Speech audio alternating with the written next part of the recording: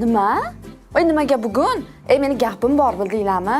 Voy, nechib qolib gapim nima edi? Ha, qarasang, yaxshimisan? Yaxshi yuribsanmi? Menga qara, kecha vashi zo'r bo'ldi. Yana urushyapsanlarmi? Yeding senlar meni bor-ku. Allo, assalomu alaykum, yaxshimisizmi? Ha, mana hozir 5 minutda yetib boraman. Ozgina kech qoldim, probka bo'lib qoldi. Allo. Bugun vashi ilojim yo'q. Uyga borib ovqat qilishim kerak. Bolalarim, voy, kecha ko'rsang to'polonini. Yo'q, men unaqasidan aytmadim pizzani. Hozir bolalarim yemayotgan ekan, uyga borgan, kelgan. Shuncha pulim men nima uchun? Shu ahvolda chet elda bo'lganingizdami? Masalan, Yaponiyada bo'lganingizda o'ta ketgan, odobsiz sanalgan bo'lardingiz. Chunki u yerda hech kim avtobusda, metroda, ishxonada, umuman jamoat joylarida bunaqa baland ovozda gapirmaydi. Telefon orqali uzoq suhbat qurmaydi.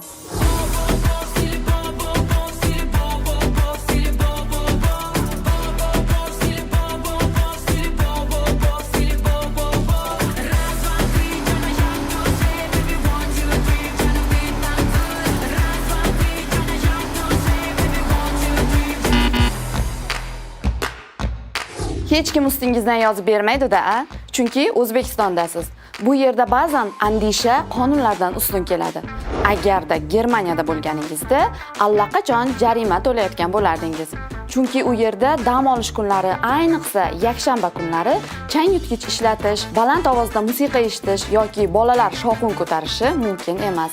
Har kuni kech soat 22:00 dan ertalab 6:00 gacha jimlik soatlari qat'iy amal qiladi. Yana Amerikaning ayrim shtatlarida esa o'z yotoqxonangizda belgilangan normadan baland ovozda musiqa eshitsangiz, qo'shnilar darhol politsiya chaqirishadi.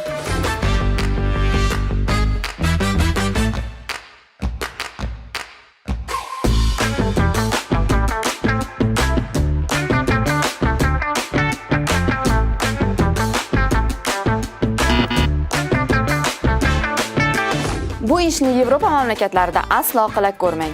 U yerda hatto chiqindilarni saralab idishlarga tashlamaslik ham jarimaga sabab bo'lishi mumkin. Agar siz ish, o'qish yo sayohat bilan xorijda bo'lsangiz, avvalo ularning qonunlarini, oddiy axloq odob normalarini, madaniyati, yashash tarzini o'rganing va bunga albatta amal qiling.